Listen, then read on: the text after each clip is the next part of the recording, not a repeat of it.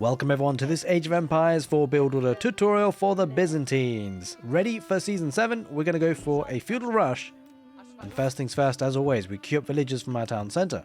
We take our scout out and about to find as many sheep as possible. We take the first 6 villagers to go to build a mill and go to berries, but on the way we do peel one off to build a cistern. And the first villager coming from the town centre will build a house and then go to gold. And then the next 2 villagers from the town centre will go to gold. That will give us 6 on berries and 3 on gold. Now with this build order, we're going to go with a fast rush with horsemen and adding in the mercenary house to get longbowmen as soon as we get to the next stage. And then we'll be adding in an archer range for archers as well. Now it is worth noticing that the cistern is built influencing the villagers on berries, and that has to be the case on this build order.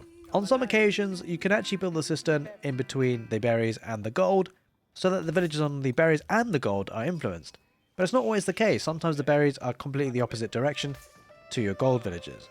So in this map generation, whilst you could get it on both, we're going to demonstrate the worst case scenario, which is that we're only influencing the villagers on berries and the straggler trees, which are the trees around the town centre. Now that we do have the 3 villagers on gold, we're going to start to rally the new villagers to go to the sheep underneath the town centre. And that'll gather us plenty of food to get to the next stage, which will go with the imperial hippodrome. We've got 2 options of course for the landmarks, but we're going to go for the imperial hippodrome so we can pack a punch nice and early, because of the fact that we can train horsemen from it, and also get the triumph ability from it. It's a very strong landmark if you want to be aggressive as the Byzantines, and that's what we're going to opt for today. As we mentioned earlier, once you do have the 3 villagers on gold, the next 5 villagers would have gone to food the sheep underneath the town centre. That would give us 11 villagers on food, and 3 villagers on gold. The next thing to consider is exactly how much gold you need at this point. To age up to the feudal age, you'll need 200 gold. However, if you want to get some upgrades, for example expilatores from your imperial hippodrome landmark, you may wish to leave the villagers for an extra bit of time, depending on which upgrade you want to get. In this particular demonstration, we do get expilatores, and so we're going to keep the villagers on gold until we hit 250, 200 for the age up to the feudal age, and 50 gold for the expilatores upgrade. Once we do get our target gold, we're going to move those villagers away from gold onto the straggler tree. At this point, it's just about waiting till we have enough food and gold to get to the next stage.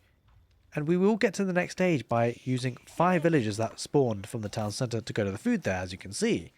Those guys will be our builder villagers. And now, once we do have those 5 villagers on food, the next 3 villagers will go to wood to give us 6 on wood in total. Once we have enough for the age up, we're going to take those 5 villagers away from food underneath the town centre to build the imperial hippodrome, and we will be well on our way to the next stage. Once we do get 50 wood, we will take 1 villager away from building the imperial hippodrome to build a house, and then go back to building the imperial hippodrome. At this point, you want to make sure that you're scouting and getting as many sheep as possible, but also scouting where your enemy resources are, because that's what you want to challenge and pressurize. You may also want to preemptively waypoint your imperial hippodrome to exactly where you want your horsemen to go to. We just need 1 more villager to go to wood, and once we do hit 6 villagers on wood, we will then take the next 4 villagers to go to food. Now the idea as well when we do get to the feudal age is with the 5 villagers that are building the landmark, they will go to build the mercenary house so that we can get the longbowmen from the western mercenary contract. Of course you can take other mercenary contracts depending on which civilization matchup you're playing. In this particular demonstration, I'm going to go for horsemen and longbowmen, and so we'll guide you through that process. And so here we are, we've got 6 villagers on wood, and so the next villagers from the town centre will rally to food until we have 15 on food in total.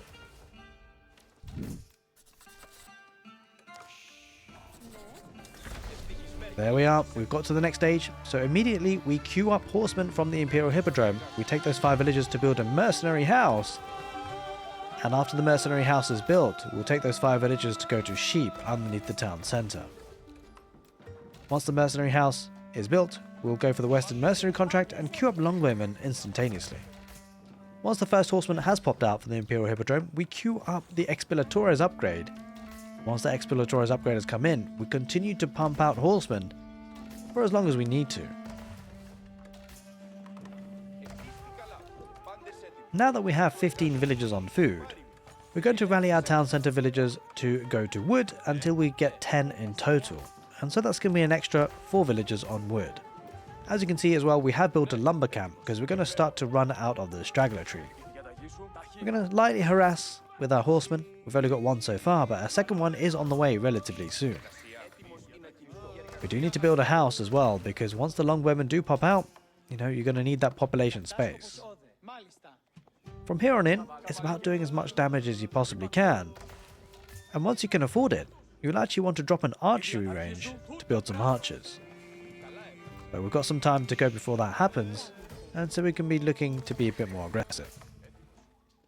There are the 2 horsemen now, and we're going to take our scout to join our horsemen, because it gives that extra line of sight, an extra bit of vision.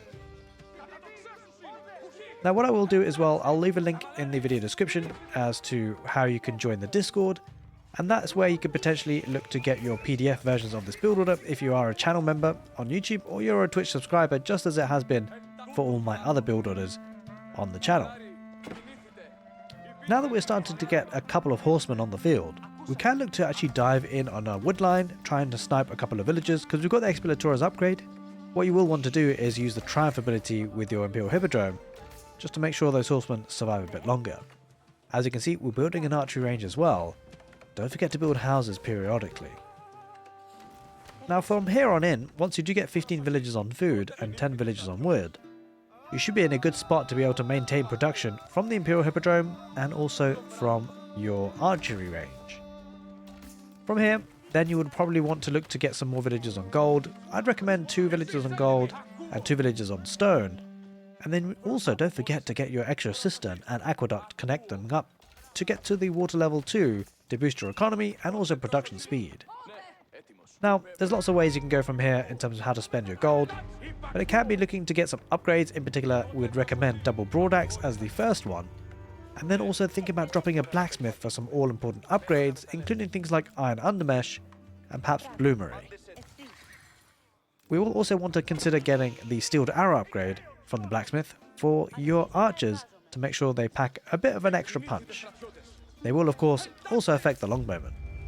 Now if you feel like you're doing quite a bit of damage, you could consider getting a couple of Siphon to burn down your enemy's buildings.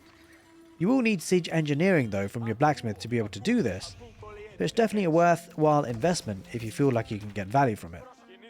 If however you feel like you're stalling out and maybe this outpost for your enemy does go up and it pushes you away, maybe want to think about going to the castle age.